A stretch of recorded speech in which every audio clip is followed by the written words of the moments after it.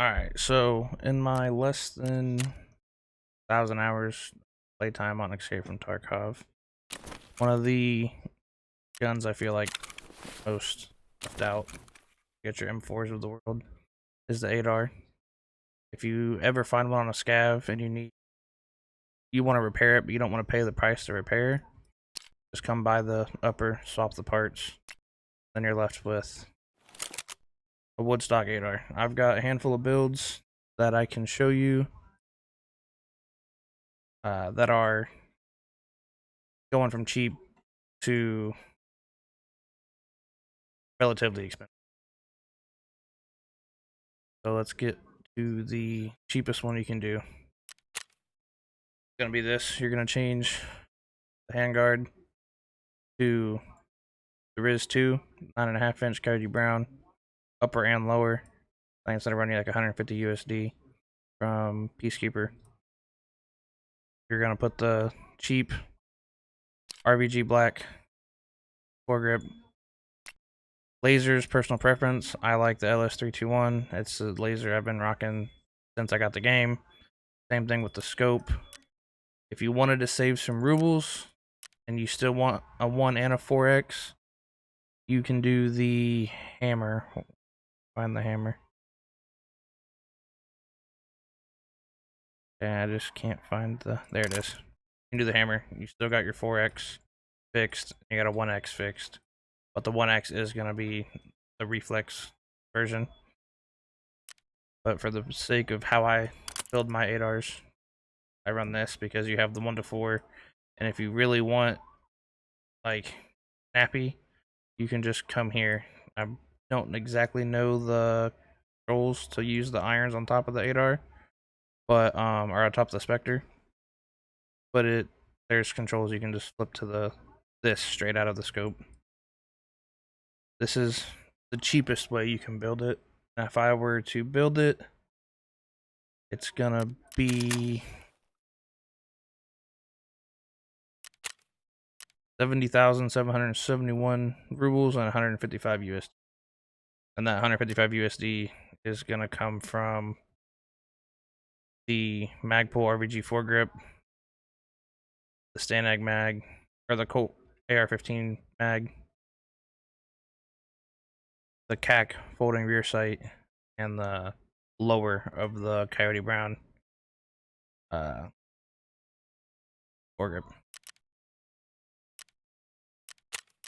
Now, if you want to go a step up from this, because it's got 57 ergo, it's got 67 vertical recoil and 214 horizontal. If you want to go step up, try to get those stats a little better, you can run the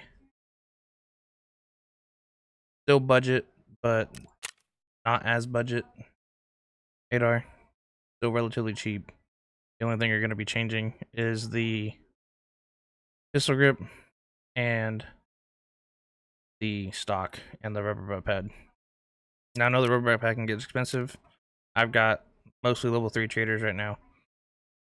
So I don't know. My prices are going to be a little different than most of your guys'. If you guys are just now hitting flea. But essentially, you go up to 64 ergo, 61 vertical, and drop that 200s of the horizontal down to the 195. But with the 8R being single fire or semi-auto, your horizontal's not anything. And then most of your gunfights, if they're within 30 meters, I'm not scoping in anyway. I'm just gonna leave my laser on and point fire. I've killed many of people that are shooting me with full auto P90s, RD704s, M4s, MP7s. I'm gonna win this gunfight because I'm putting rounds center mass, and if you've got ammo to go through their armor, you're good. Sorry about the dogs in the background. Now, the step up from this is going to be a suppressed version. Not as good on the stats. You're going to drop down to 43 ergo, but as soon as you put a suppressor on any gun, you're looking at dropping stats on ergo. But you're going to also drop stats on the vertical and horizontal. So you lose ergo down to 43, but you're getting 46 vertical and 146 horizontal. Now I just remembered I didn't show you guys the price of the other budget unsuppressed version. Let me show you the price on that really fast. You're gonna go from 70,000 and 155 USD to 128,000 and 258, which I still feel is a fair price. Now let's get back to the suppressed version.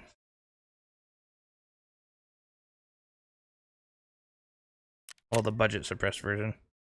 Yeah, this is this. Same stats I just told you, 43 ergo, 46 vert, 146 horizontal.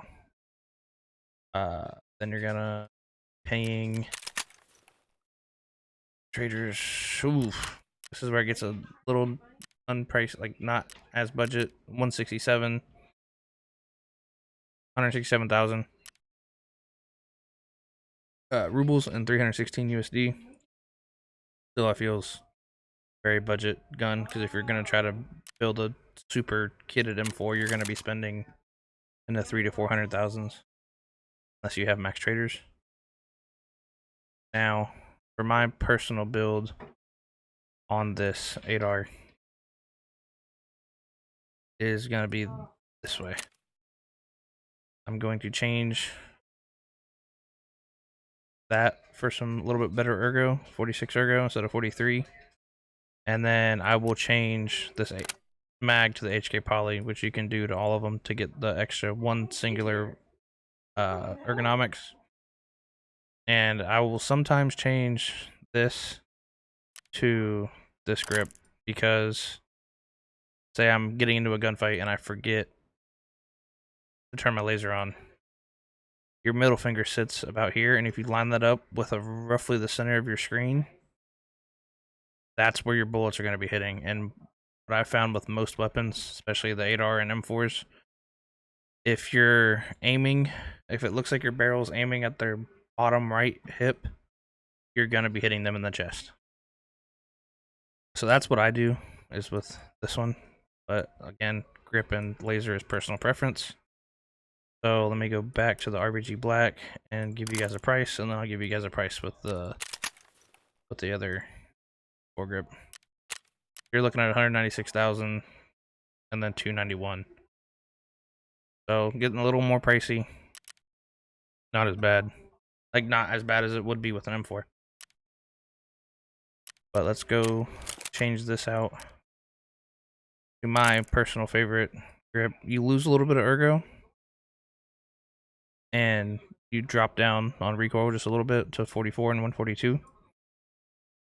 And your price goes to, oh lord, it's pricey, 286,000, up from 216. But that's solely because of the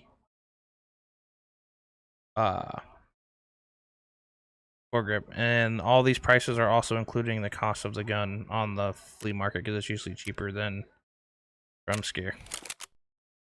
Now, lastly, I'm going to show you a build that I typically run on Lighthouse when I'm trying to snipe rogues.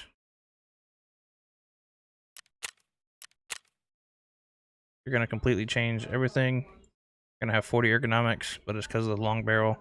I'm rocking the 20-inch barrel on this one. Same Spectre. 53 vertical recoil, so you lose stats in that aspect, but I feel this setup works for me better than it does, better than the other 8Rs, because you're gaining a little bit more muzzle velocity to get those bullets there faster, and you don't have to do the holdover as much. Now, the things that have changed, obviously we've changed the foregrip to the longer one, just to cover. It's personal preference. If you still run that 9.5-inch Coyote Brown Riz 2, but then it's going to cut off here and you're just going to have all that barrel hanging out, and I just don't like the look of it. You're also going to change from the 8R, you're going to change from this to the red buffer tube. And then you're also going to switch to the GL shock stock. And then obviously the HK poly. So yeah, that's my take on gun that is mostly slept on. Because unless people are really money hungry, they're just going to leave your whole 8R and you're going to get it back in insurance 9 times out of 10. If they do take it back, you're just buying parts. You'll still get the base of the gun back. So hope you guys try out the 8R and let me know how you think about it.